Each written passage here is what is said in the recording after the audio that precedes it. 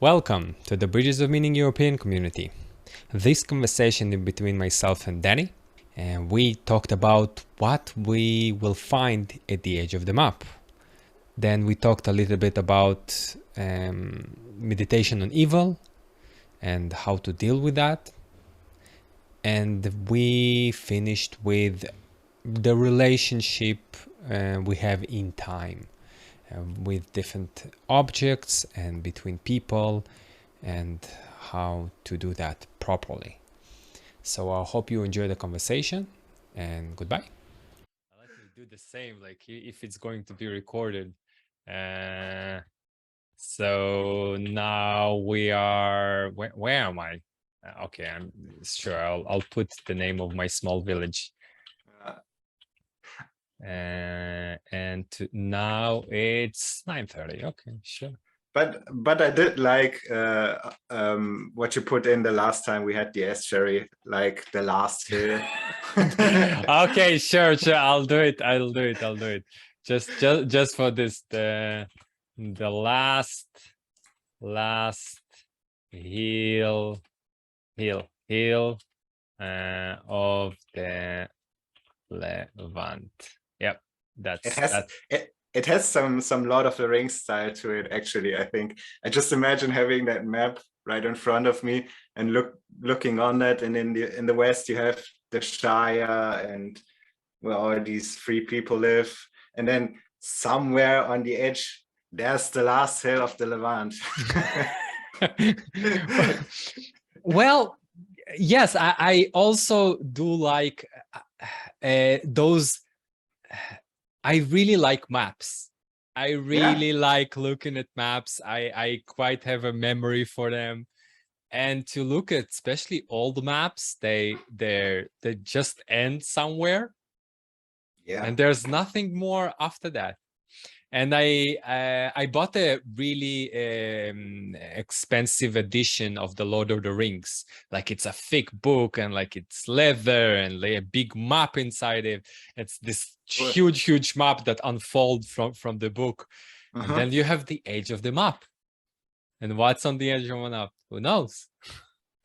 And there's this notion that, yeah, you kind of, there is an edge to your civilization, and maybe by me bringing this last hill of the Levant is to signal maybe to the people that I'm speaking to right now, as like the people from Europe and Bridges of Meaning, and that like I'm on the border of this place that maybe we can call Europe, or this Western world.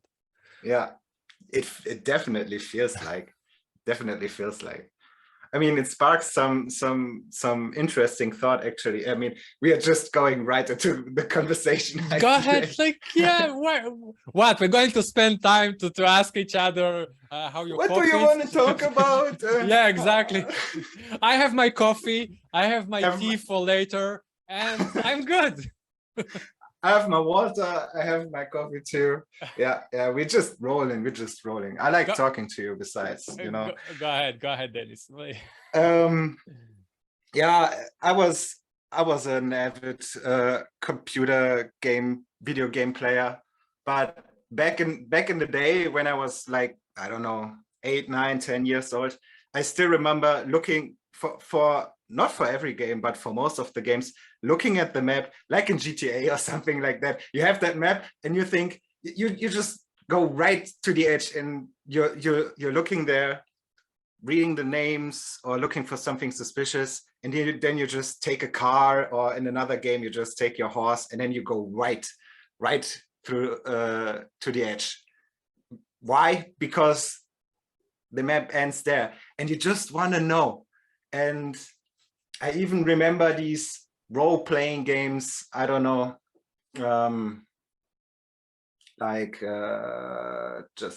played a game called Gothic. It was a really unique game, made in Germany. But for people that don't know it, the Elder Scrolls is something that is quite popular globally, I think, and you can compare that to it. And then you just enter the game, and then you do the campaign, and you do all the quests. You go here, you go there, you talk to people, and then after some time, like weeks or months, you're just immersed into the game, and then you know everything. You know where everything is. You don't have to fast travel. You just go there because you know. And after some time, you search for cheats. You remember cheats. Back in the day, I had some small paper, and I wrote them down, and they had some cheats like glitching through walls, which is kind of interesting symbolically. I think I haven't thought about that back in the day, but glitching through walls and just going beyond the edge, like entering buildings that you're not supposed to enter, going through walls that you're not supposed to go over, and stuff like that.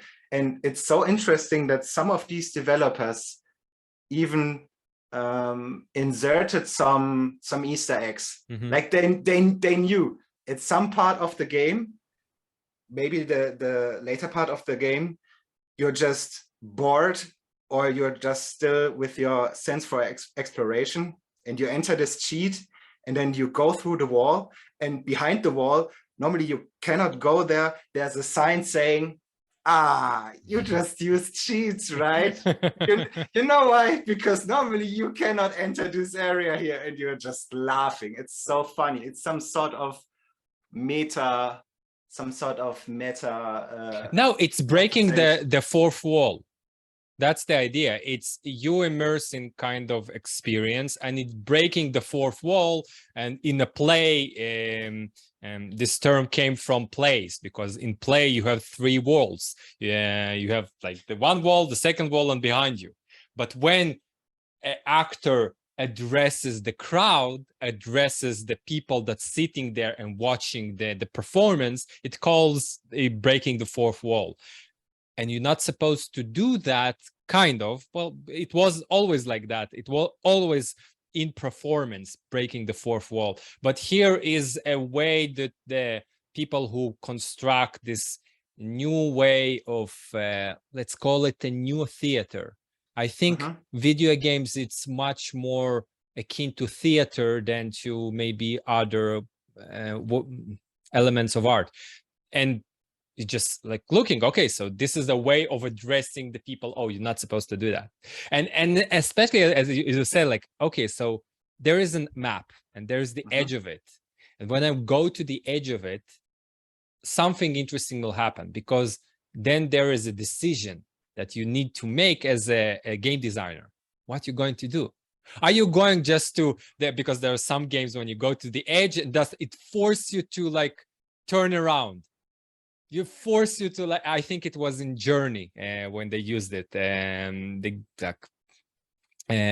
game that won so many awards 10 years ago, maybe more. You just this riddle game, stuff like that. It was like a hero's journey kind of game. It's without words, very like a lot of sand, very flowy, and you felt like big sceneries.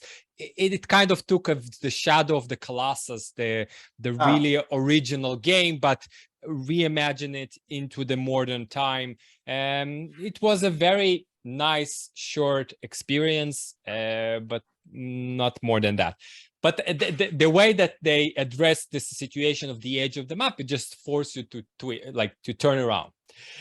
In World of Warcraft, they because they have the money, they were more imaginative and just constructed the world that way, that there'll always be some kind of mountains or a sea of some kind of barrier that is just beyond you.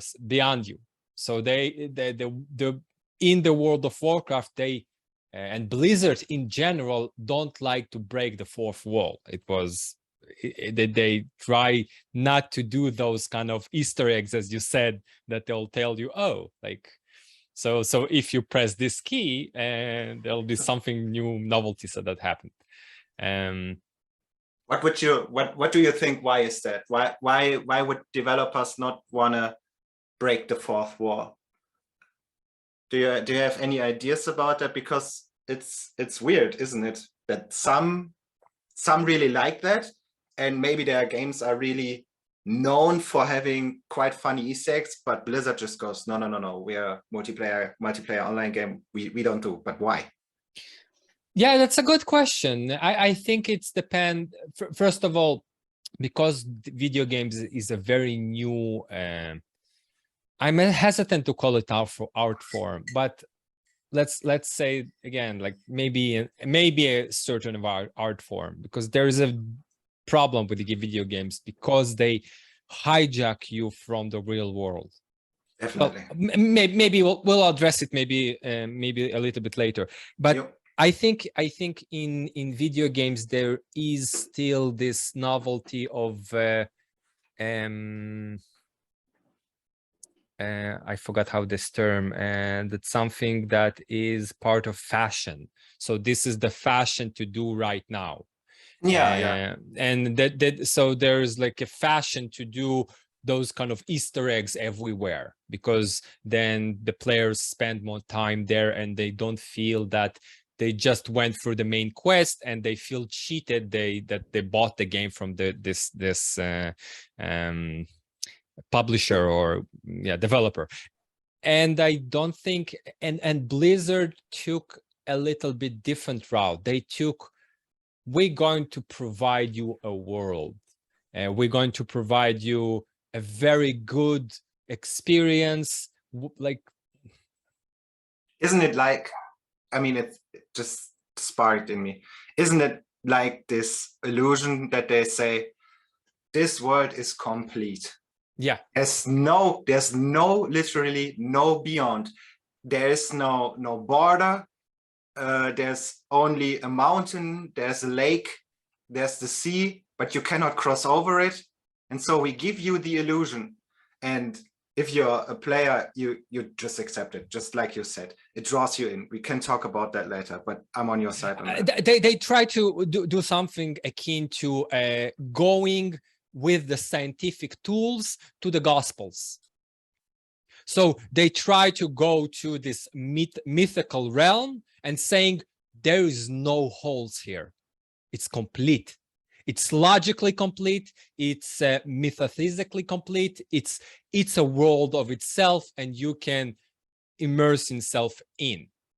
And it's not that difficult just to open any book from thousands and thousands of years ago and see there's like, what the hell do you mean by a muse who's singing about the downfall of Achilles? Like, what is that in Iliad? Like, what is this descending into hell? It's not real reality. So you try to find holes and try to explain them with scientific tools. Oh, it's not really descent into hell. It's a mythological way of saying that it's psychological thing that the character just was imagined, that he was dreaming and he was thinking that he was in hell, and then he woke up and understand, oh, I need to change my life.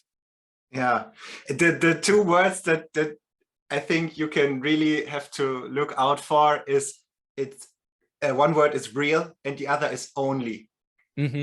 Only it's only imagination. You draw it down. You place it on the level of you don't say it directly, but indirectly you're saying you're just delusional. You're just insane. You're just imagining this. This isn't real. It's not. Yeah, just like you said, it's not real. But what are they actually saying? It's not real. Yeah, it's a question about reality. Yeah.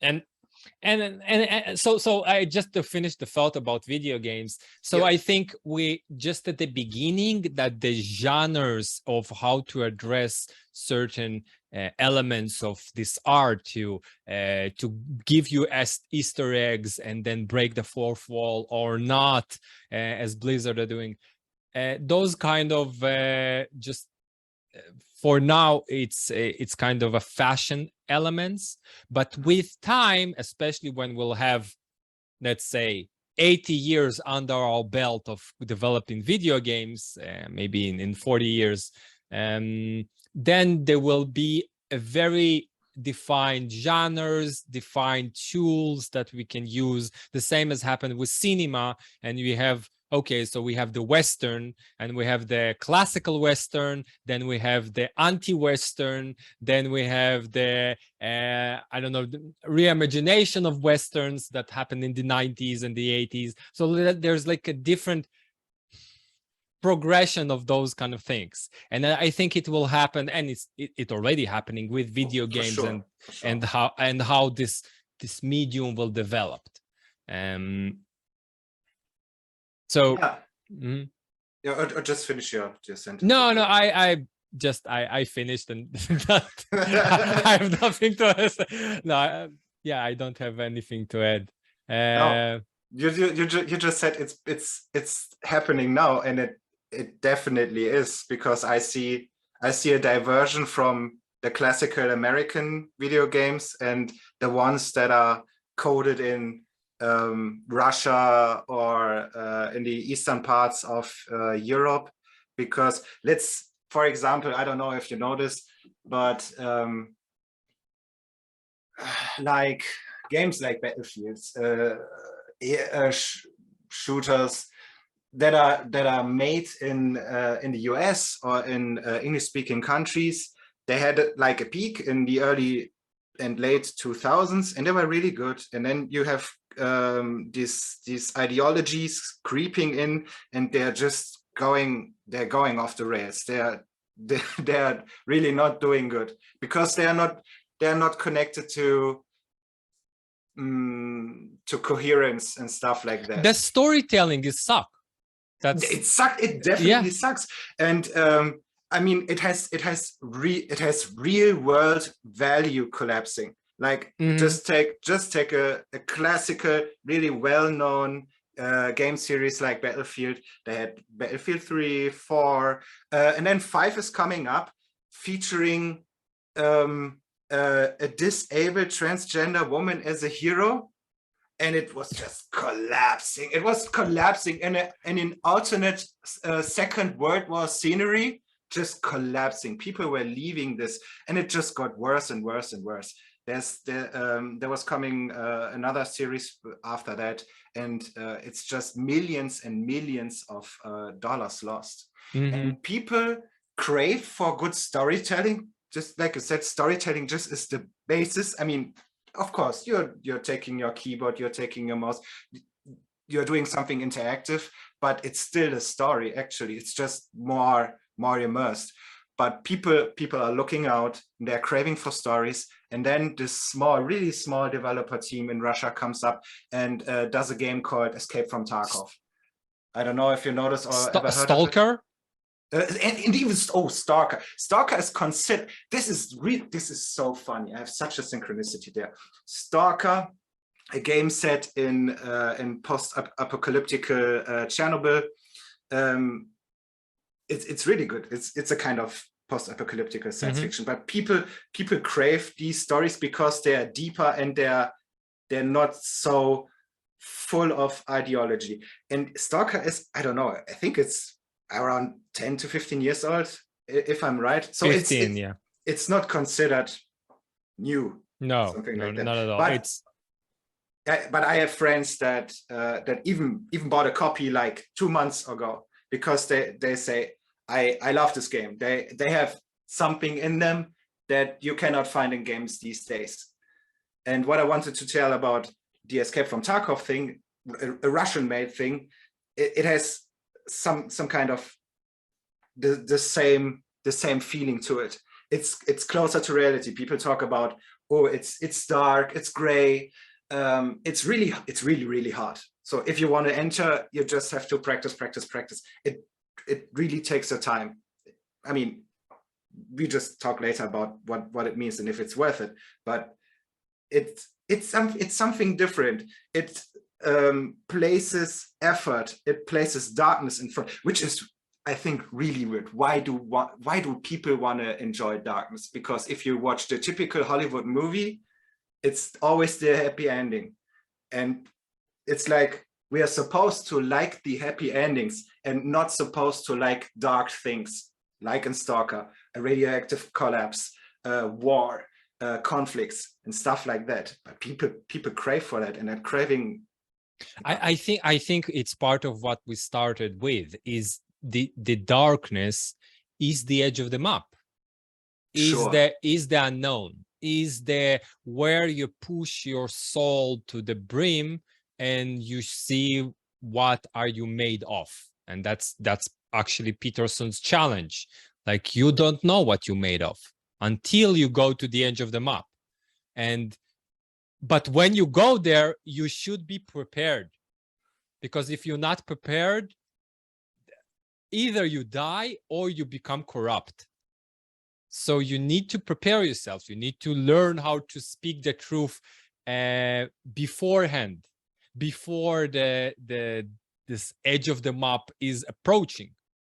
And the problem is, in real life, compared to games and compared maybe to art, is that it's never apparent when the edge of the map is approaching. You never know. You never know the edge of the map, because the world is continuous. So when do you stop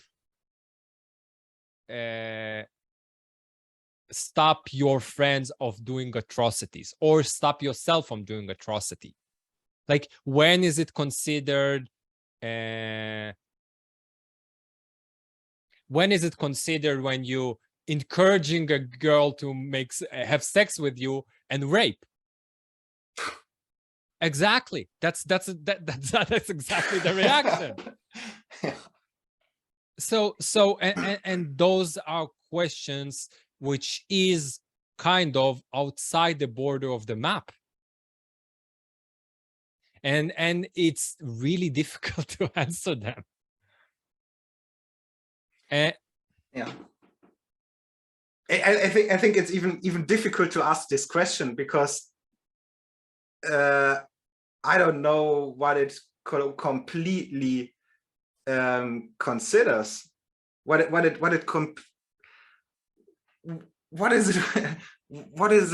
is behind this question? It's so much. But if it's outside the border, if it's somewhere in the darkness, it feels like this is a never-ending question which has to be answered continuously, just speaking from what I feel inside.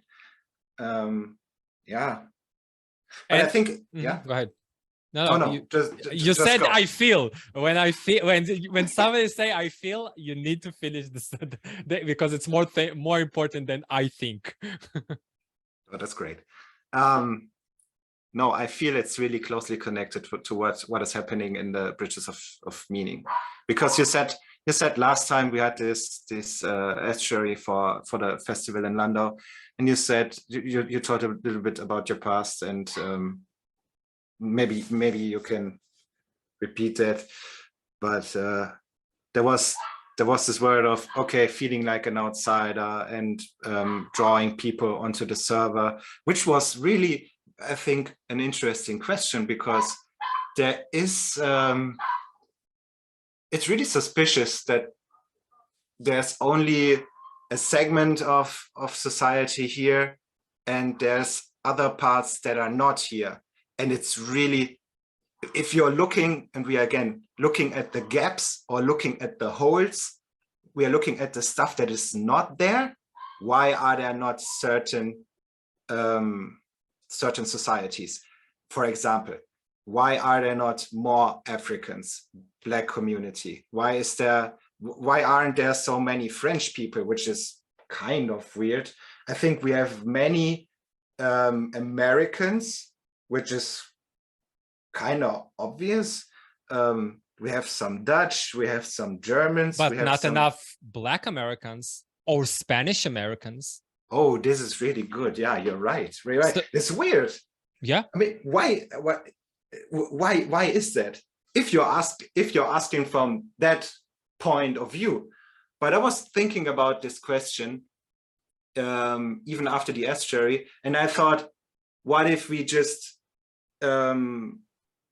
we're just placing it on its head and asking, what is it that all these societies combine, that they find each other online on a Bridges of Meaning Discord? speaking of outsiders, speaking of people feeling they do not belong or that something is missing. I mean, as Europeans or from European descent or from societies that have Judeo-Christian values at their center, I think we always make the mistake of thinking we all have it together and everything else and everyone else is lacking something and they need something from us. But I think in reality, if we are really living in an upside down world, maybe it's not them looking lacking something, sorry, but maybe we are lacking something, and that is maybe why we are together here. Because I don't know for sure, but I can imagine that, let's talk about American Hispanics. Maybe they have more traditional values in their communities. Maybe they're placing more emphasis on family and holding family together. Maybe the young Hispanics aren't even so much of a believer, but their grandparents, they tell them, you found a family, you find a wife, you get a job, you just do it. Don't mind the world falling apart around you, because they lived like that, like for how long? Like for hundreds of years. The world is continuously falling apart around them. And it's not like it's something weird. It's just their experience for all these years. And maybe it's just a thought, but maybe they are even more resilient. Maybe they're just continuing in a world where we forgot that stuff falling apart around you isn't the exception, but is written in the code of your universe. It's just a universal constant. You cannot get rid of destruction and decay and suffering and stuff like that. And now I think I'm really entering what Peterson says. So maybe you have a thought about that. I do think you point correctly about this notion. No, the decay and the destruction of the world. And I had a conversation with Peter a few days ago, and I went into depth in this image that the world is, we always finding ruins of the old world among us. And it's a constant of a human experience. This statues that are decaying around us and are just and we need to deal with that. So and there is a certain element in us in the Western world. No, we are at the peak, but the Library of Alexandria will burn again, and those elements that we think are indestructible will be lost again, and they'll need to be dug again. So maybe Jordan Peterson will survive as a thinker, as a person who put some thoughts into the universe, but maybe not. And maybe he will need to be dug, and there will be some fragments of his left, and that's it. Yeah. But and that's that imagination of the destruction of the world is repeating itself in science fiction as well numerous times. And I after the conversation with Peter, I thought about one of my favorite scientific movies is the Blade Runner. The first one and the second one. Yeah. And on the second one, they have this solar flare that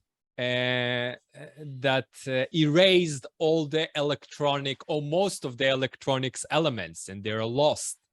Yeah. And there's this investigator who finding this lost relic of a very small conversation between the main protagonist from the first movie, and just was very a bits. So in a sense, what you're getting is the whole human experience of those two characters from the first movie got erased. And there's just fragments of it remaining to the new generation.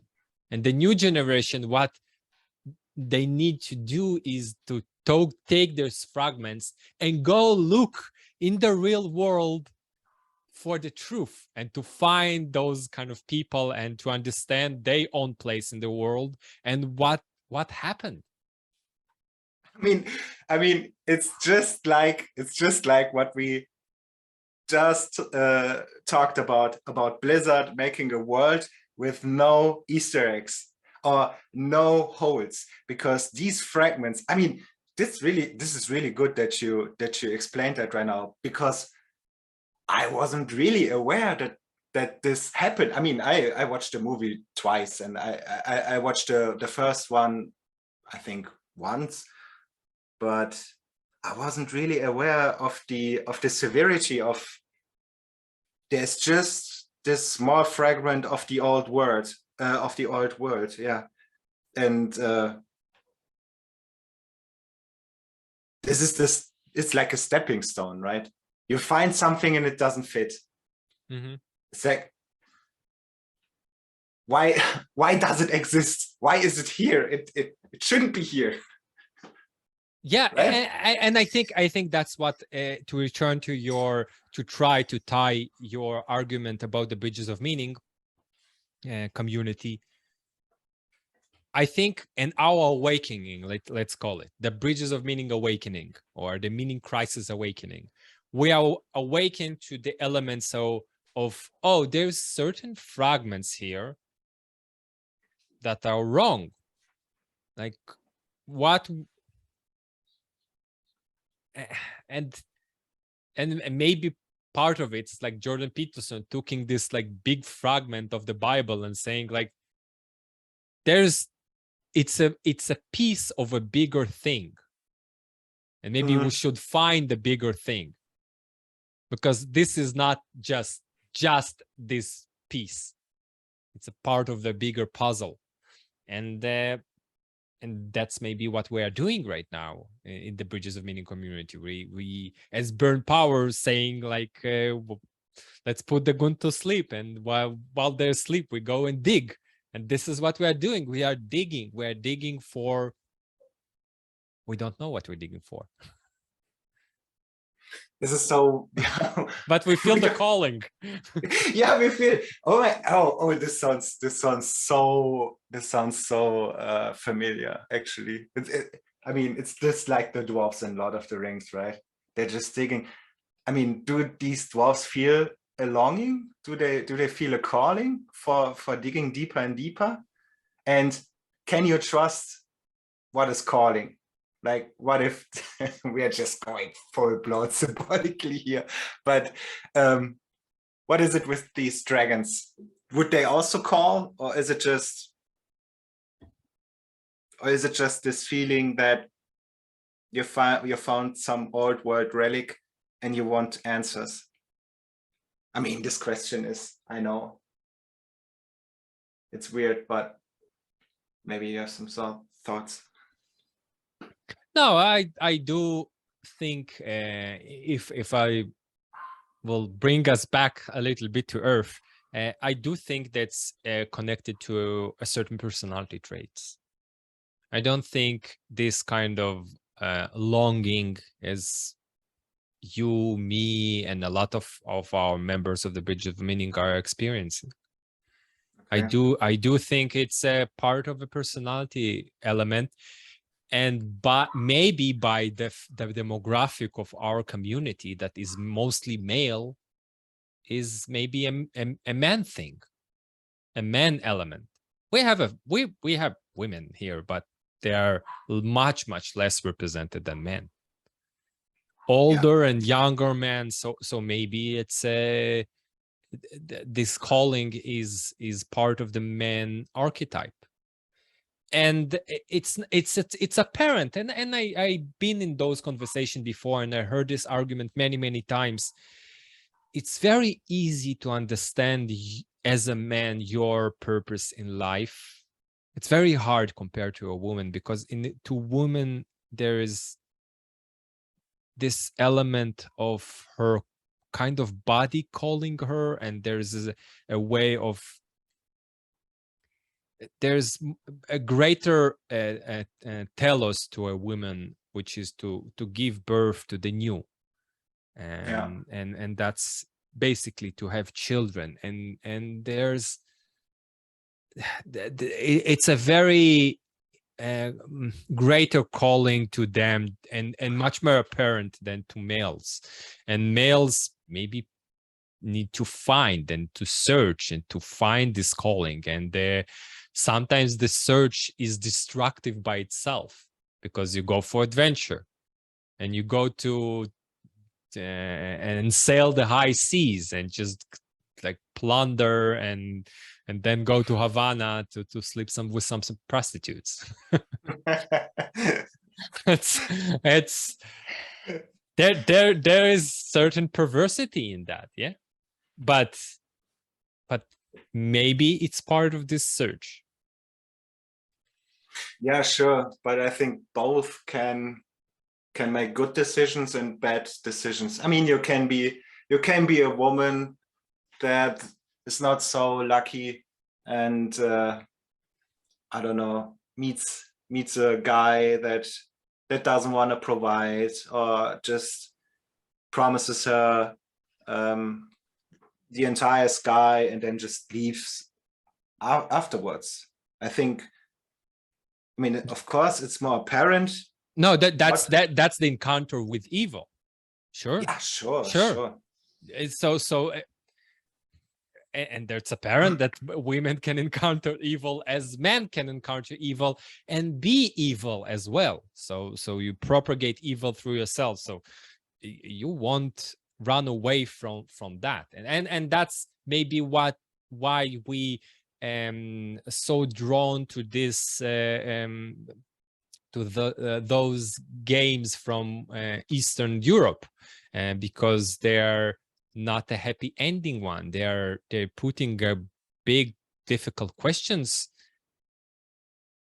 to you and real evil to you, and this, especially like I this game is really broke the internet, but the game that called the Papers, Please. It's a very easy game that you basically see a certain post and you kind of in an Eastern setting, and there's just people coming to you and asking to get their papers to cross the border, and you have a certain quotas that you get from the top, and there's certain elements that progresses you from the game, and you just need to choose, and sometimes there's not good choices. And yeah, it puts you in a difficult situation. For sure. I haven't played it, but I've seen some screenshots and stuff like that. Did you play it? Yes. Yeah. I mean, what decisions do you have to make? Because I imagine that it ranges from this is very clear to, oh my god, this is like the hardest questions. Why do I decide to do that? Well, is it like that? Well, if I will look at it critically about this game, so I try to remember the mechanics of it. So you, as most games, but it's not just games; it's also how you introduce evil.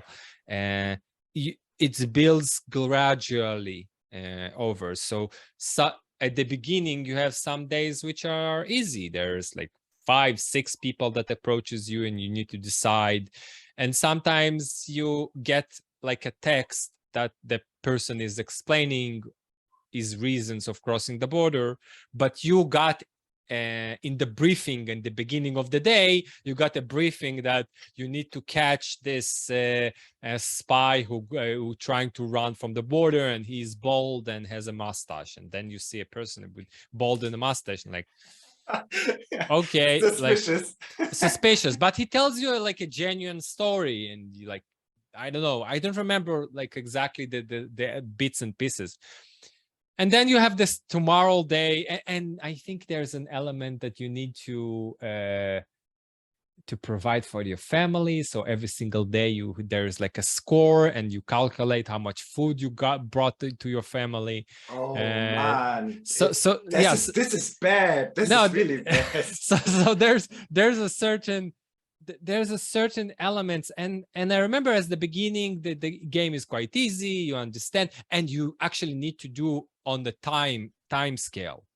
So you have this pressure of doing things fast, and it's actually annoying because you sometimes have the passport and the paper that the visa that they can cross, and there's like some explanation note that you need to read, and you need to take a certain I forget how they call it, stamp, and like put this stamp and then calculate something and put another stamp, and it's all you have time to decide. So it's time constraint. And you start to feel this pressure, and sometimes the people that you interview become nervous as well, and they're starting to run, and people shooting at them, and there's like you sitting there like, what is happening here? And it's slowly building and building and building. And like in this book that Jordan Peterson recommend, which called Ordinary Man, by I forget the name of the author. I read it 2 years ago, I think, how they introduced to the police battalion of quite older men that went to the Second World War, how to gradually make them murderers who killing children and women and those kind of things. So in this game, it's as well, it's like escalating the amount of tolerance to decide of the faith of this person who's standing in front of you. This is so weird. You're really telling something really interesting here. This escalation between authority and chaos when it's not balanced properly, which is a funny story, because my grandpa, he grew up in the German Democratic Republic, and as you know, there was this wall and you were not supposed to cross, and he tried that with his best friend and another friend. So these three wanted to cross the border, I think somewhere in the south border to, I don't remember, maybe it was from Saxony to Bavaria. And his best friend, he just told the Stasi. He just told them. And they were approaching the border, and the police was already waiting there. And he was thrown in the Stasi prison. He was appointed, so he got a psychologist. Why? Because it was considered insanity to cross the wall, to cross the border, because you were supposed to love this country, and if you want to leave, you're just some crazy person. So you get this psychologist, and he comes to you every day and talks to you and asks, why do you want to leave? It's insane. I mean, don't you see the socialist utopia we have here? And imagine my grandpa. He's a tough guy. He still works to this day. He's almost 80 as a carpenter, and he started, I don't remember, I think he told me when he was 14 or 15. So he's a really tough guy. I think he did some therapy on this psychologist. But I'm diverging. The thing is, I was in Dresden, so in the east of Saxony, some weeks ago, and I talked to a guy in a Stasi prison museum, and I was talking with him about maybe my grandpa sat in this prison, and he said, yeah, maybe. What has he done? He has done this, and that. And then he said, yeah, okay, it's for these people, but there were also criminals in here. And he adding these people, but also criminals, normal criminals, it sounded like, what are you saying? It's like you want to normalize this. Like, oh no, it wasn't the German Democratic Republic, it wasn't so authoritarian. They also imprisoned normal people, and it was feeling so weird because it was looking from the other point of view that it was all justified. There's justification there. And I only know this victim part of that. You want to escape, you want to take your family with you. But even to this day, people, it's hard to explain. It's really hard to explain. It's just two viewpoints. Let me try to develop what we were trying to talk about, because I also really hard for me to understand. Yeah, we have to come back down to us. I'm just flying too no much no in the no air. no I want to continue to soar with you to the heavens. While growing in Israel, you get this element of the Shoah, I forgot how it's called in English. The Holocaust. Yeah, thank you. Yeah. The Holocaust, and you seeing it from a very early age, and there is it's not a holiday, but it's a day of remembrance in Israel, and all of us been numerous times to the Holocaust Museum, and I actually undertook a trip to Germany when I was in high school, and we went through concentration camps and look at them, and yeah, and everybody who's thinking about those kind of trip, don't go to Auschwitz, because it's just a very fancy museum, and go to Majdanek, not Majdanek, yeah, Majdanek, I think it's called, which is yeah, it's much more, it's less known concentration camp and much authentically preserved. So okay, so but in Israel, so there's also this phrase that we will never, now we have Israel, and now Israel will never, and not just the Israel Jews will never forget this atrocity that was done. And the problem, and it's a big problem, and that this atrocity, it's always looks as they done to us.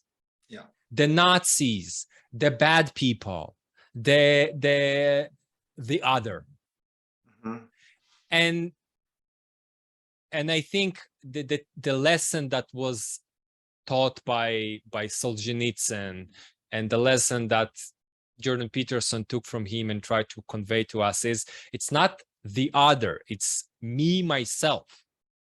So what is not to be forgotten, the fact that what need not to be forgotten is that the devil is me. I am the best representation of the devil in this world, and it's not outside of myself. It's not over there. It's not the country or the people or the mob or those people.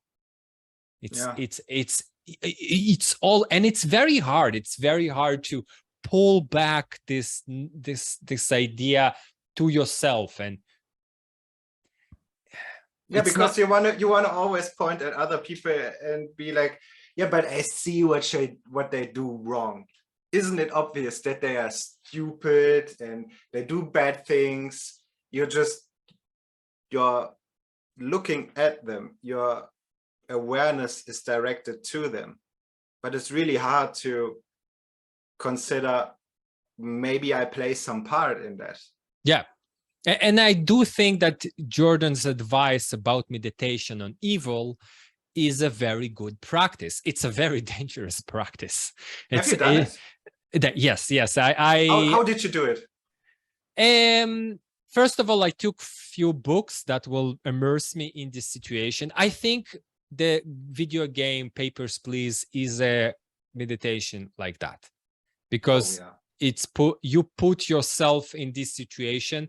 But it's very important while you play that game that you you know this feeling that sometimes you'll watch a horror movie and it's too scary and you're saying like, it's just a movie. It's just a movie. It's not real. It's just a movie. So there's a lot of tendencies like that to do it with this game as well. It's like it's just a video game. Like, no, be there because it's difficult, and you understand that this is you choosing. This is real. It's your choice. And so this game was, I never thought about this game as a meditation of evil, but this is a good example. Another one was for me really difficult, was the chapter of light blue berets. It called the chapter of light blue berets of Solzhenitsyn Gulag Archipelago. Exactly. Thank you.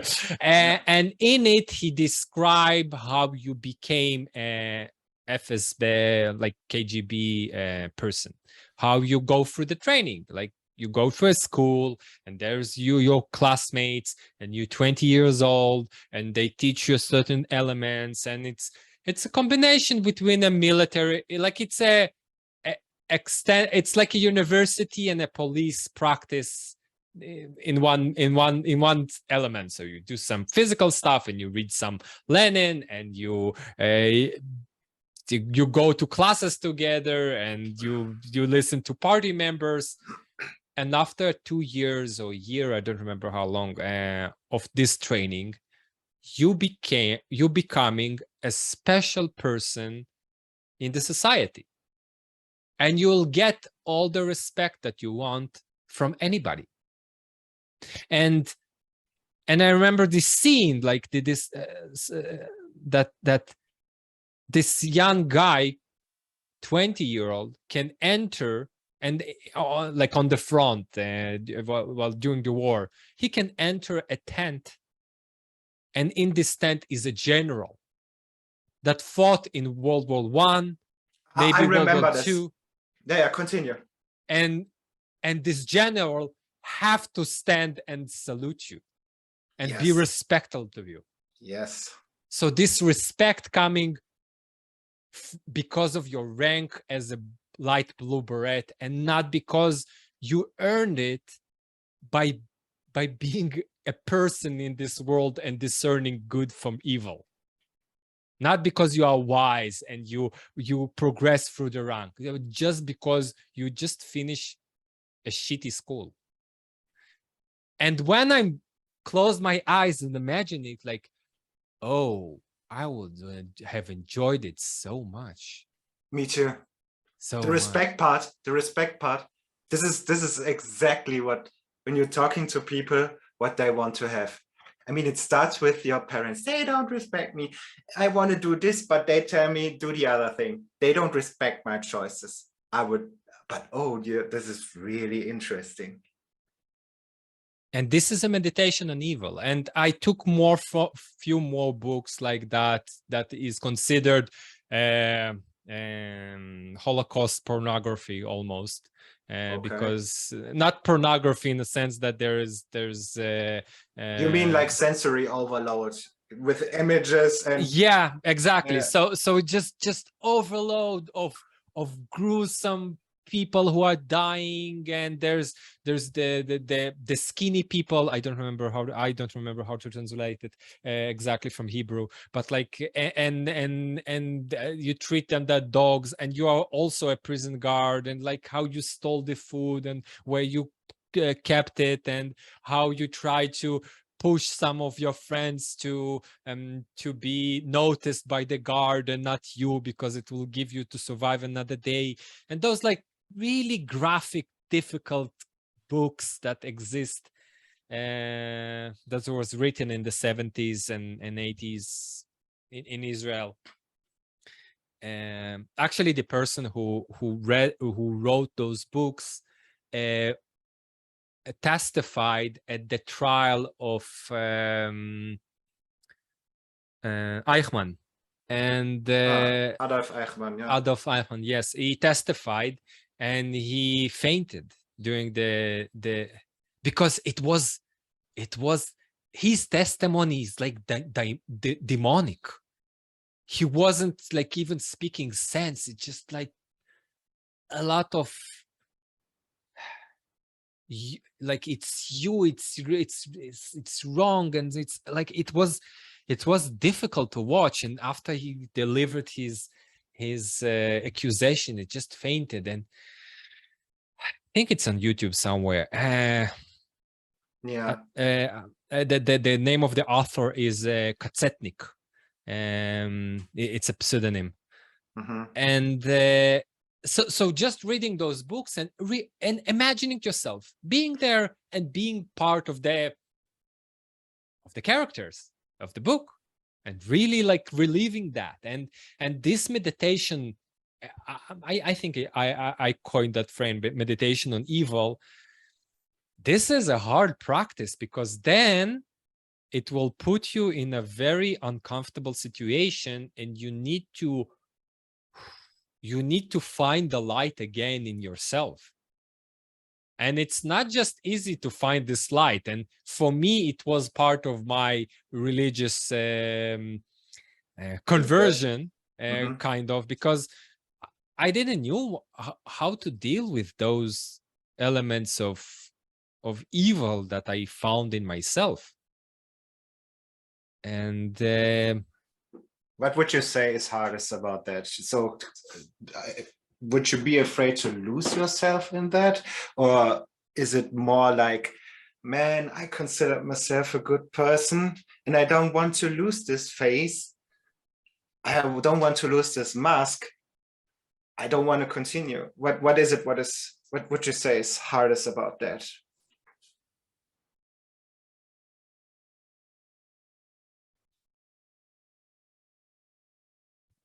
I don't know. I don't know how to say it, because it's not like a point when it's not a point of understanding. I don't know. I don't know. It's kind of seeing that you are a fallen person. And seeing that you're a falling person. You as all people, that's what exactly the Bible trying to teach us. Like we are all fallen. We are all participating in this original sin. But here it's almost like it's covering you. And it's become heavy. It's become heavy. Yeah.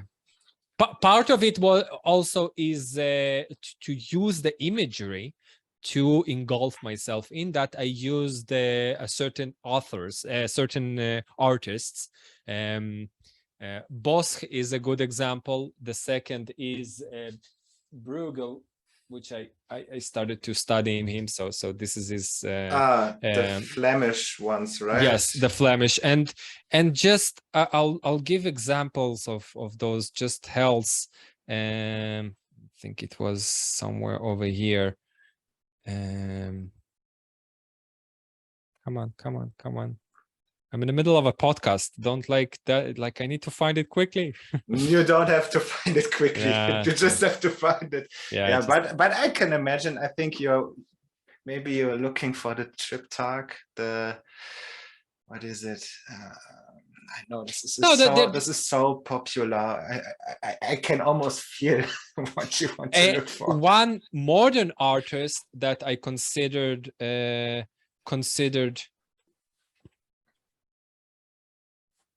Yeah, that's probably it's a piece of a bigger. I think you're. Yeah, that's like that's a classic one. So something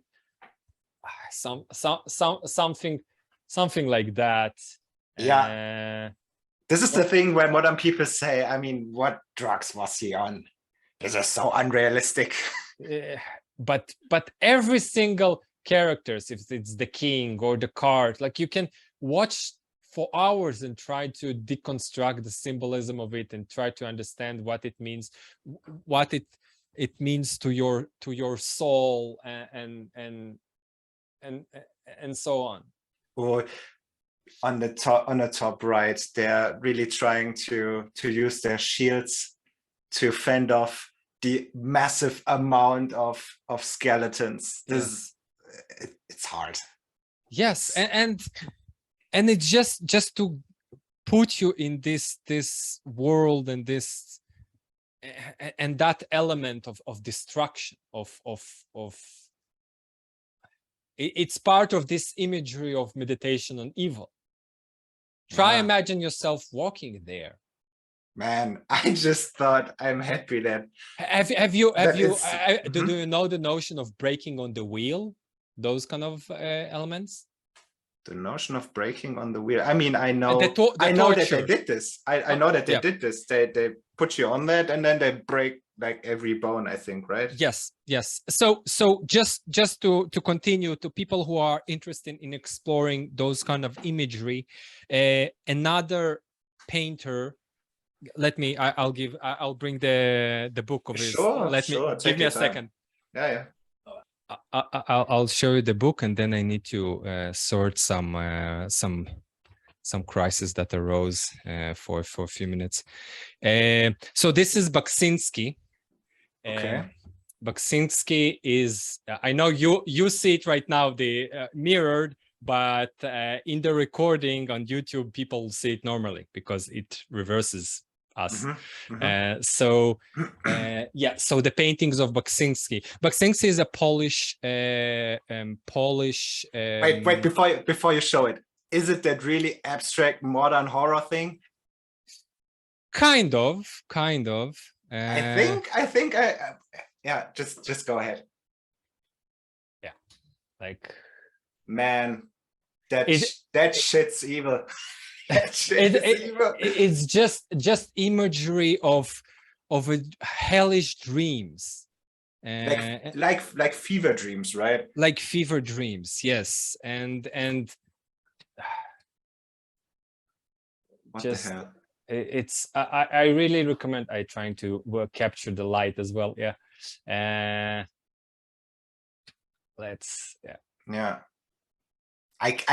cannot even start to describe.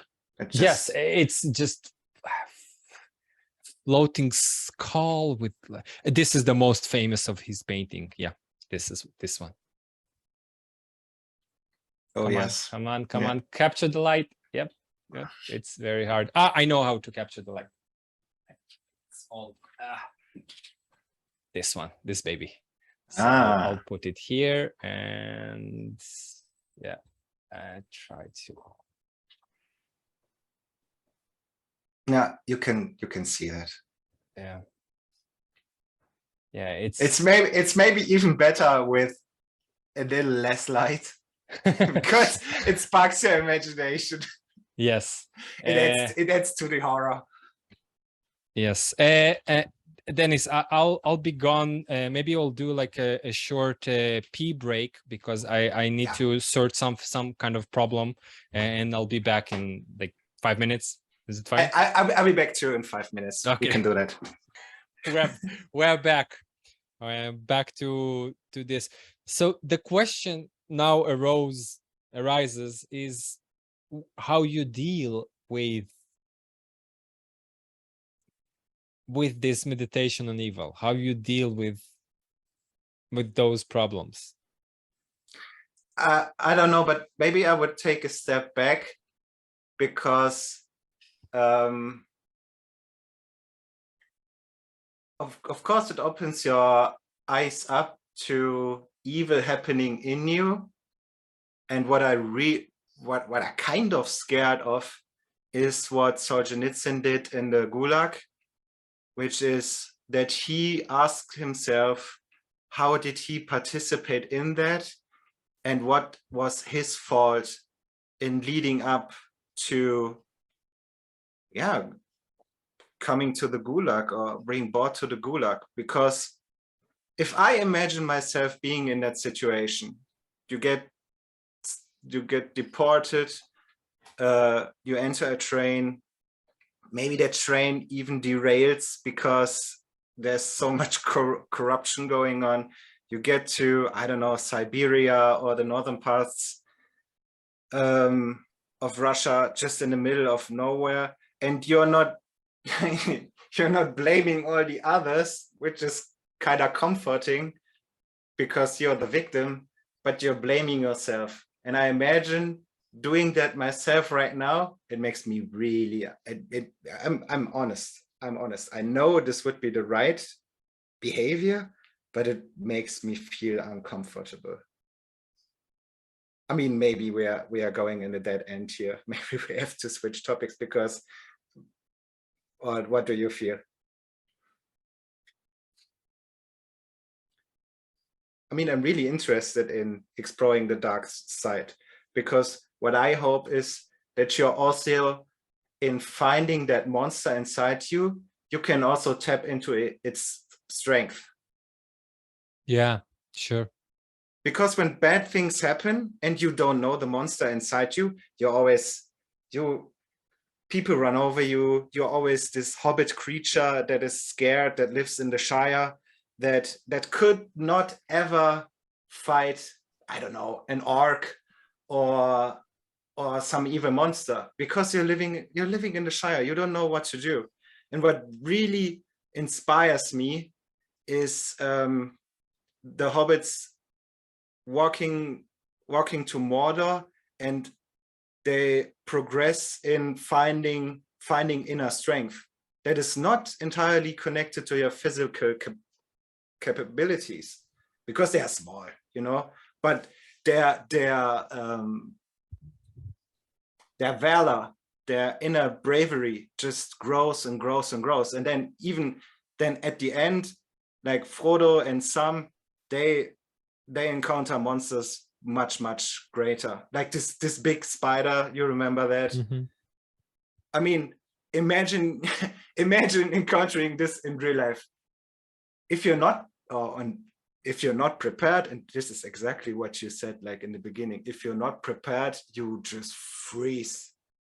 That spider just eats you, and what's even worse, your best friend. Yeah. But if you progress on this hero's journey, you encounter your inner, yeah. Anyway. No, it's a really good question. So what do you do with the shadow that you encountered in yourself? I don't know. I really don't know. I mean, have you seen these videos from Mike Tyson? Recent ones, maybe in a YouTube short or stuff like that. I think his popularity blew up again in the last few years, I think. He returned fighting. That's, I guess, why he became so popular again. Didn't he fought a year ago? I remember hearing about it in Joe Rogan. It was an exhibition fight, but it was still a fight. Yeah. I don't know. I don't know if you did. But why did you mention Tyson? Because that guy is huge. I mean, everybody sees that, and he has some behaviorism. He has some behaviors going on that are, for me, not only for me. I saw that in the comments, but it's kind of intimidating, and I don't know where it leads to.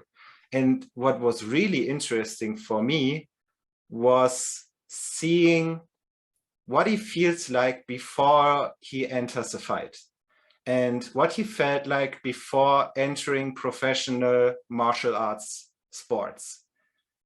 Because I never really knew what's driving him and what he's feeling like. And what was really surprising for me was he felt scared. I mean, that guy's like, that's like a meat golem, right? He just goes in there and he destroys everything. But that huge guy feeling scared is so, it's so weird. And I don't remember, maybe, I don't know if I remember this right, but I think he felt scared for what is happening, and not only being scared about what is happening to him, but also what is coming out of him. Mm-hmm. And I mean, how can you even say that? What are you scared of? Right? If you're saying I'm scared for what is coming out of me, that means that guy that's talking right now No, it's not. but no. Well, now you're trying to make a very modern kind of argument that am a whole. I'm a person which is one, and what I'm exactly scared. I'm just like I am Teddy. Like, why do I need to be scared of Teddy? But it's not the case. We are multitude of people, and sometimes those elements of people coming to the front in specific situation, and you will surprise yourself by those kind of people that you are in specific situations, and that just and it's scary, because like, was this guy always inside of me? That's exactly what we now went over with meditation on evil. You finding a new person that is also you, that is also You did not have it on your map, right? yeah, you discovered him by going outside of the map, and now he's on your map. He's part of you. He was always part of you. He just was an unknown part of you. Now you know he exists, and you're scared that sometimes he will come to the front, and that's understandable. And that's the thing. I do think we are multitude of personalities and people who are well, when there's certain friends that see only one part of you, and there's other friends that see a completely different part of you, and there's your parents who see a different part of you. So I had the nightmare that consisted for a few many years, that many different of my friends will meet at my wedding. Oh no. And then they will know together as a unit, as a group, they will know the true me. And I was really scared of that happening, because then all the lies that I told in my life, all the shameful acts that I've done, all the bad, they will just be apparent, and I cannot hide certain elements from different friends that I know that is seeing a certain side of me. Well, that's that maybe it's not just friends who see a specific sides of you. Maybe your rationality also see only specific sides of you. And then we are answering right into Carl Jung, I think. Yeah. And this is actually the shadow. I always wondered, why is it called the shadow? What does it have to do with shadow? And there was someone drawing a really simple picture with, I think, a pole in the middle and a light coming from below, and then behind that pole you have that shadow. And it was clear for the moment. The shadow is that thing that you don't want to see. I mean, of course, I can say it rationally, but if you are really aware of that, that's something entirely different. Yeah, that's is the shadow. Now, a funny thought that I heard a week ago, I don't remember who said it, but maybe, and he said, like, very interestingly, maybe the theory of Freud, and then after that Jung, of the shadow is not, it's not there. Maybe the notion of shadow is wrong. Maybe the theory that I just laid out to you about the shadow is incorrect. Maybe there's no such a thing as a shadow. He said that. No, I just somebody asked me that, and then I, because I was exploring this this psychoanalysis approach to the shadow and to the hidden parts of in ourselves, the repressed parts in ourselves for many years. And then I heard somebody just saying, I don't know how it connected, but somehow connected in my mind that, oh, maybe it's not exists. Maybe there's no multiplicities of you. Maybe there's only one. So, but why would you think that? What I think you have to do some conclusions to reach that point where you say maybe it doesn't exist, right? Okay, so let me try to make those conclusions. Maybe it's the way that I'm reflecting on time and on memories, because when I told you right now the story of how I went through this process of meditation on evil, I was drawing from memory, or let's call it from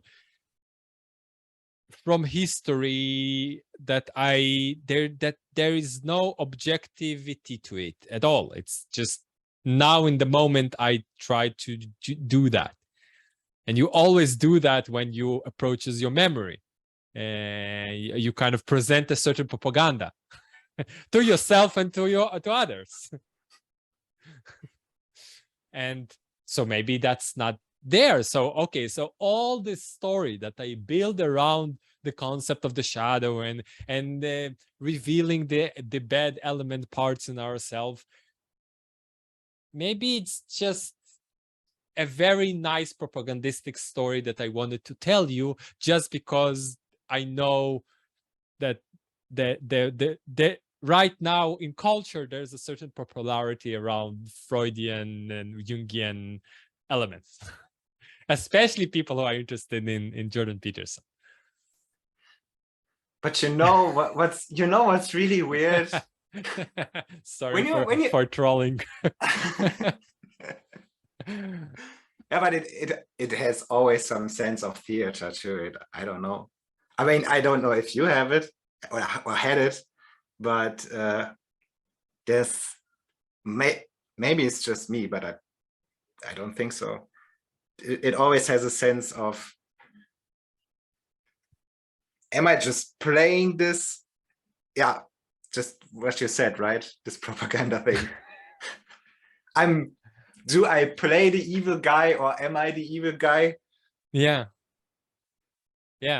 Do I found just I don't know. I'm just there is what I highlighted right now with this story of small propaganda is,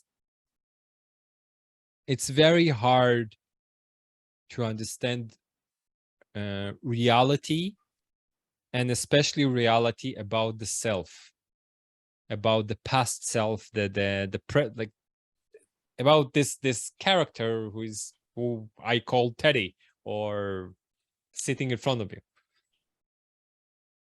Yeah. And that's why I remember when I heard it. I heard it in Burn Power videos on time and reality. And actually, that's I don't remember if you said. I think you said that you listened to Burn Powers, right? Or it wasn't you? I only listened to his to some of his videos, but not many. I know that some people really watch every video of him, but I haven't yet. Yeah. Okay. No. So I just remember somebody from the estuary, and that we were done on Friday, and I misheard. But he will bring this lecture to Landau, and he will speak about time and reality. And as I understand from hearing him for the past 2 months, 3 months, in preparation to Landau, I think I understand what kind of idea he will try to present, what he's working on right now. And this is the problem of of memory and how you remember yourself and how you are existing in time and our relationship to time. Does it go in a psychological direction? It sounds a little bit materialistic, right? Yes, so he tried to deconstruct this materialistic point. He trying to argue that every experience in time is when you look at the time as an objective thing, it's just a measuring device that has nothing to do with your life. What does has a connection to your life is your feeling, like you being in time. I have no idea how to say that. No. I get what you mean. Do you know this meme about the ship of Theseus? Yeah. Theseus. Theseus? Theseus. Yes. It's an old philosophical idea. Go ahead. Please explain this to us. What is the ship of Theseus? It's so funny. It's maybe I have it. You don't remember it? Come on, don't. No. I use your memory. Use your memory. Put the phone down. Put it down. Use your memory. People, imagine. I'm gonna tell you this. So the ship of Theseus. I don't know the exact story. I just know the meme, and I hope it has its contents right. So I just explained a meme because this is what I remember. I don't want to go anywhere else. People correct me if I'm wrong. I'm okay. So you're standing at that lever. You know this typical lever problem. You pull it or you don't pull it. If you pull it, a guy gets run over by a train or something like that. That's when you pull it, or let's say if you don't pull it. And the other choice is you pull the lever and you embark a ship, and that ship gets every part of it replaced over a 1,000-mile stretch. Every part is replaced, and then it runs over a guy. And then that question is, that lever you pulled, is that a direct reason that this guy got killed? So, I mean, maybe you can it's a meme, right? I think it goes down to, is it the same ship? If you replace every part, or maybe okay, go ahead, correct me. No, I'm not correcting. Okay, so I'll just let's explain it together, because I actually learned in classes with professors those two things. So I learned. It doesn't mean that I'm an authority. It just mean that I don't know. So okay, so there, what you describe is two different problems in one in philosophy. One is an epistemologic problem. No, sorry, one is an ontological problem, the other is moral problem. So first of all, the ship of Theseus.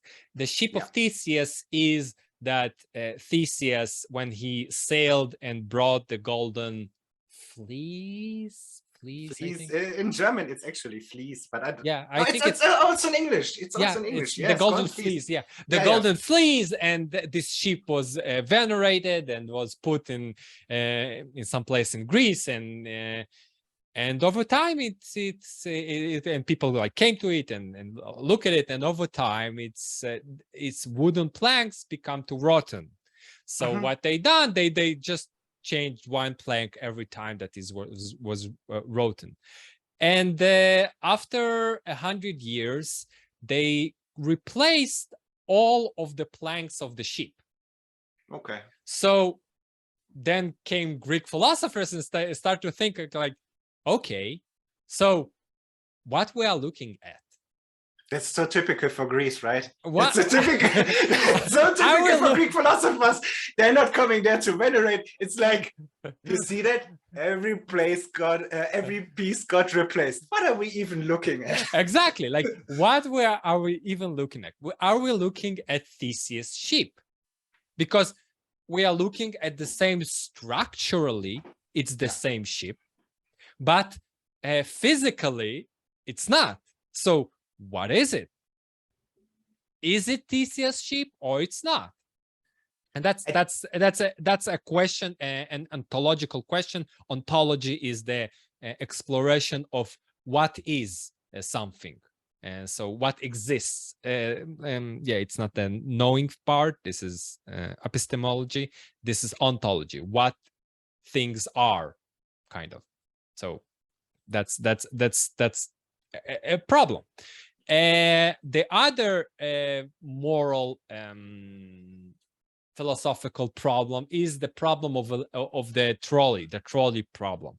And the trolley problem is a thought experiments to see what kind of responsibility do you have. So you have a train that going on tracks, and you see your brakes.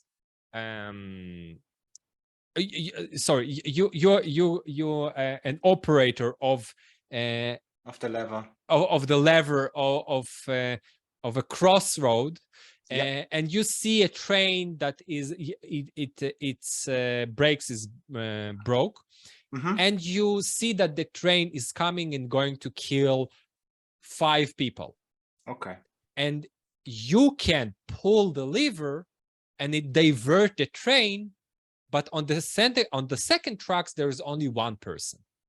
And then you need to decide, do you pull the lever and killed, and you will be responsible for killing that person, or you do nothing and the 5 people will die. So you kind of need to weigh between the 5 souls and the 1 soul. And if you want to complicate it much more, let's say that the other person, the 1 person that is standing there is some kind of a genius. Let's call it like Elon Musk standing there, like looking at haphazardly at the skies. I was just scared that you say, oh, imagine there's somebody close, like a family member or parent. Sure, but that's it's some evil shit. it's also like I thought about saying maybe it's some other, but if it's like a genius and maybe he will be bringing contribution to the world in some manner, how you value? Do you value the intellect, the position of power, the numerality? So numeral, you value 5 people. What if 5 criminals and 1 person? So in a sense, the movie The Black Knight of Christopher Nolan, and in the end of Black Knight, this says is a kind of a presentation of a trolley problem when you have a ship with prisoners and ship with innocent people, and they need to decide if they're going to explode each other ship. It's in the same manner kind of a question of this trolley question. And I guess your meme your I get my education from memes. the meme that you presented, just combine the 2 of them and saying, okay, so if during this train is going to kill those people and you change all the planks in the middle, is it the same train that killed them at the outset when it started to go along the tracks? And it's like excellent question. Yeah, but I needed to explain it a little bit for people who don't familiar with the Theseus ship and the trolley problem. I don't remember what even we tried to figure out. We just go where the spirit leads. It doesn't matter. Don't look back. I'm not. Don't look back. No, it's not the same ship anymore. It's not the same. It's not the same. Or is it? Or is it? Yeah, okay. Oh, sorry. Yeah. No. That's that's excellent. But let's continue with this thought process more and the way that you changes through time. Well, right now you're meeting a certain person and you're speaking to it online. He calls himself Teddy. He presents it to you in that manner, but you will never meet this person again. You'll never meet him. The person that you will meet in 2 weeks in Landau will be a completely different person. Could be, yeah. So what is the similarity between the Teddy that you are speaking to right now and the Teddy that you will see in Landau? Depends on what you define as person, right? Yeah, exactly. Is it all your constituent parts? Is it your organs? Is it your skin, stuff like that? Is it the ship? Well, or is it something different? So right? so Burn Power's argument will be it's the relationship. It's the relationship that was built in time. And he will argue it not just with a person, he will argue it with a physical object as well. So, but how we do so it? your relationship with a certain physical object that you developed in time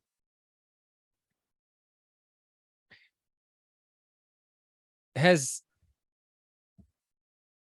a certain continuation, because you are as well going to change through time, and your relationship to this object will it won't change, but it will grow. So you will attach to, I don't want a cup, let me take something more substantial. Dog is not a good example. Book is not a good example. Okay, let's go as most of philosophers are doing, because most of philosophy teachers in classes use chairs, tables, and cups because that's what they have. So your kind of a relationship with this cup is an element and progress is existing in time, and you have with it. So it's not just a container for this specific mint tea that I'm drinking.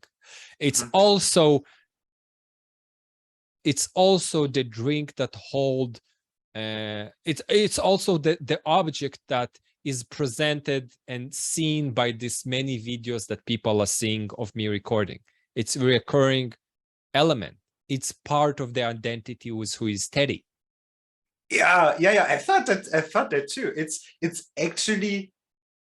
actually connected to your identity. It's your cup. It's my cup. It appears with you. Yes. But not just it's my relationship to it, but it's also kind of your relationship to me, to it as well, because you are so like, it's not just association, it's through my relationship to it and reoccurring events. And imagine, like, I can go with my mind and to my past and remember all the conversation that I had while holding this, not just with people that I recorded conversation, but in real life. This cup with me from the beginning of the pandemic, and it was given to me by my aunt. It was given to my dad by my aunt, and my dad have no use to it, so he gave it to me.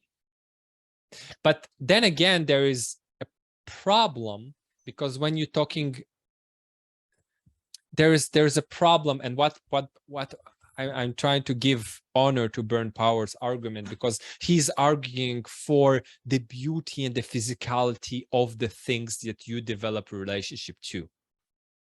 And he is arguing that if it were a plastic cup,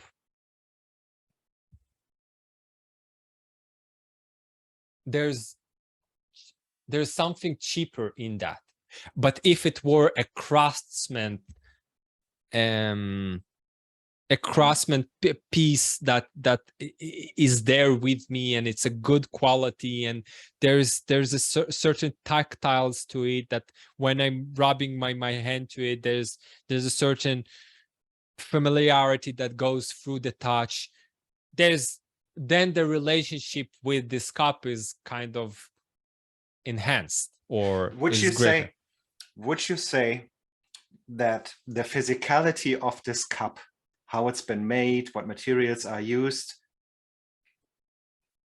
would you say that it constitutes your identity, or that its history, for example, should be, or that you strive to have a kind of similar history to that cup? Do you get what I'm saying? No. So you said, if this cup is made out of plastic, it has some cheap flavor to it. And I get totally what you mean, but not on this rational level. It's more, you know, the tactiles and so on. But if it's handcrafted with, I don't know, materials that are not that cheap, that require work to become one day a cup, does it maybe relate to how you see yourself, or what was your process on the way? For example, plastic always gives us the impression of it's cheap and it's mass produced. It doesn't have any uniquality to it. It's not unique. You can go to the store, you can get the very same plastic cup, I don't know, in this store, in that store. It's cheap and it doesn't really have a history, right? But if it's handcrafted, made by metal instead of plastic, it has It's breakable. It's you mean that is, which one is breakable? First of all, both of them are breakable, but there is a difference between how plastic is breaking and how, let's call it, glass breaking or a wood breaking. Like there's a certain tragedy when something wooden is breaking. Like okay, so I have this cup. Okay, let's call it, it's a cup for my pants, but still. So like this is a wood cup, and it's a, I don't know, there's a certain not tragedy, but it's completely tactile differently when this will break compared to this one. Which one will be which one will be more tragic? It depends on the relationship that I have to them. Yeah. But also it will have a different effect, a different, like this will be a more glassy way of breaking. This will be more of wooden way of breaking. And there is a difference between the woodenness and the glassiness of the experience of breaking. Would you say that the wooden cup in breaking would show some liveliness to it? You know, it's made of wood. It was once living. So in wood breaking, it has some elasticity to it. It breaks a little later because it has elasticity to it. But the ceramic cup, it's so rigid. It doesn't have any elasticity to it. It breaks like on an instant. You know? No, I understand. I understand. You relate to it because you are alive, of course. You have elasticity. You're not rigid. You're not a stone statue. You're living, so you can relate more to wood instead of ceramic.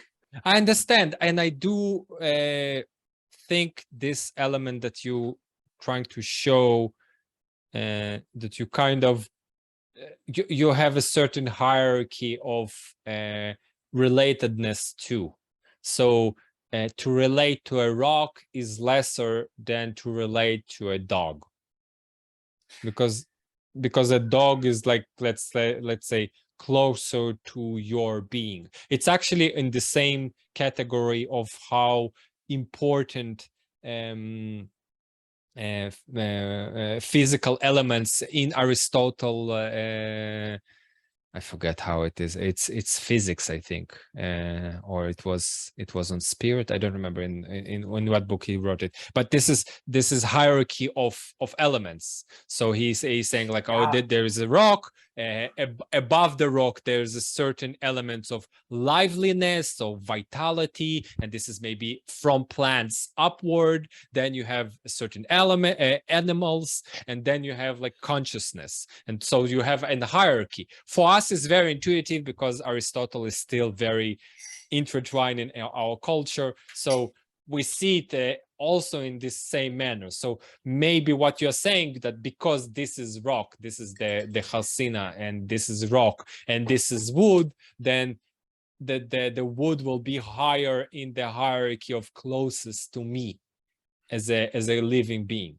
I mean, what you're saying, I totally agree with that, but it's just partly what I wanted to say. What I wanted to say is there's a certain attribute to the cup, which is its story, and we can relate easier to each other if they are similar to us. So the mass-produced plastic cup, it comes from a factory, it's made from a substance that solidifies once, and you cannot reuse it in other tools after that. You know, that's what we are dealing with since the invention of plastics. Plastic thing breaks, you get it in the environment, it won't get taken up again into a recycling process. But the handcrafted one, there's a human and not there's a human and not a big company mass producing it. It's a human. It's more unique in its physicality every time because it's handmade. It's made from a material that, even though it's used to construct to make a cup, even though you, I don't know, you can reuse it in other manner. Yeah, when it's metal, you can reuse it. And the Halcina, definitely you can break it down and then remelt it and to use it for something. The same thing for steel. The same for wood. Wood, you cannot melt it, but you can reuse it. Well, you can reshape it or burn it for some kind of heat or some kind of usefulness to you. So there is a certain element of being part of the world. But I also want you to take this part that, first of all, it's not just, it's your relationship to the physical thing, and the plastic thing, and the fact that it's mass produced is kind of always telling to you, if it's your relationship to this plastic cup, there is nothing unique to you, because there's millions of those, the same thing, the same exactly ones. This is what I wanted to say. You don't want to see yourself as mass produced. You buy that cup and you think, what a weird thing. I don't want to own a thing that is mass produced. Am I a mass produced human? Yeah, exactly. And you don't want to feel that way. You just you see yourself, and I think that's the proper way. This is the not just Christian, but this is the traditional way and more religious way of seeing that every single soul is kind of unique. You have this in Hinduism, in Muslim, in Muslim culture, in Judaism, and it's this element. You are this Atman, this part of a self that knows, oh, I am a self. This realization, this is the creation myth of the Hinduism, that this element of the self one day said, oh, I am Atman. I am me. And this is how the world started. So this is the relationship with the physicality. And I'm sorry, Bern, if I butcher your arguments, but I'm trying to understand. I really do. Danny, let's stop for now for with the philosophy. And before we finish the conversation, I really want to ask you my standard question. They're not mass-produced question. They're unique. Oh, I love that. And they're unique to you. Right. But I'll ask this question that I usually ask during those conversations. Okay, go ahead. Which are, what do you expect from the Landau meeting that we are going to have in 2 weeks? What do you want to have to get from it? What do you expect?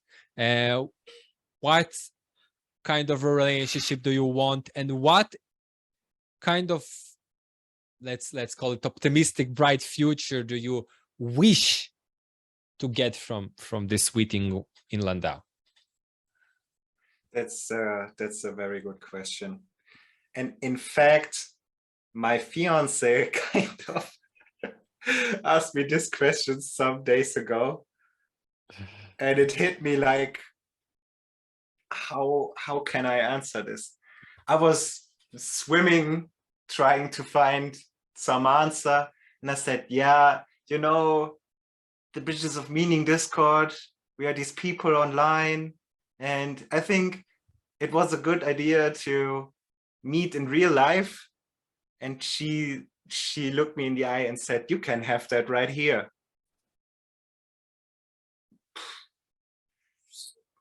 I don't know. I don't know if I can have it right here. I speak with these people about, I would say, fundamental topics. But yeah, what I want, or what I hope to get from this festival is to meet others from this Discord channel, from this Discord server, to connect. I think to relate, to have some kind of fellowship, knowing that I'm not alone thinking about these things, knowing that there are other people that see that this World of Warcraft instance is not perfect, that there are gaps, there are things, ruins, and in modernity people, they want to get rid of these ruins. It's not a coincidence that communists and all these other ideologues always tried to get rid of the ruins, make a clean slate, and say there was no time before our time. Time existed and started with us. There was no time before. But on this server, it's really good to have some fellows. And I don't know what grows from that, but I feel like there's some kind of spirit between us. We are talking, and we are connected by some threads, and I don't know what gets woven from that. I hope something interesting, maybe some kind of we're in this together, we're working together, we know what problems are, and maybe we embark on a journey together, even though we are not physically close and spread across the nations. But yeah, I get some sense of purpose, I think. Yeah, it's just you drawing some comfort, just the fact that there's a distant away person who is trying to figure out the questions that you are struggling with, and you've seen his face once, and you know his name, and maybe you'll never see him again, but it gives you comfort to know that he is there, and he's searching the same way as you are. You know, when Corona hit, that's my story how I got to the server. When Corona hit, we were all disconnected from each other, and I wasn't seeing my friends very often. And I was just digging and digging every video from Peugeot, from Peterson, from Vervaeke. And I was just getting to know Vanderklay, digging and digging and digging here in this room, all for myself. And I was always telling my fiance, you know what I lack? I cannot describe what it is, but I feel like closeness to others. I feel like we need more community. And she was referring to, yeah, maybe we can enter some society or meet here and there. And I felt like it's not really what I mean. It's something deeper. And then she said, watch out, go ahead, look for others that are interested in these things. And I thought, man, I'm such a weirdo. No close friend of mine is interested in all these things. I tried to talk with them about it, but they were always like, yeah, Danny, stop dreaming. You're flying high there. You're like this Daedalus guy, and don't, just come back to the ground. But I felt uncomfortable with that. Then one day, Peugeot and Vanderklay made a video, and they were mentioning a German language chat on a Bridges of Meaning Discord.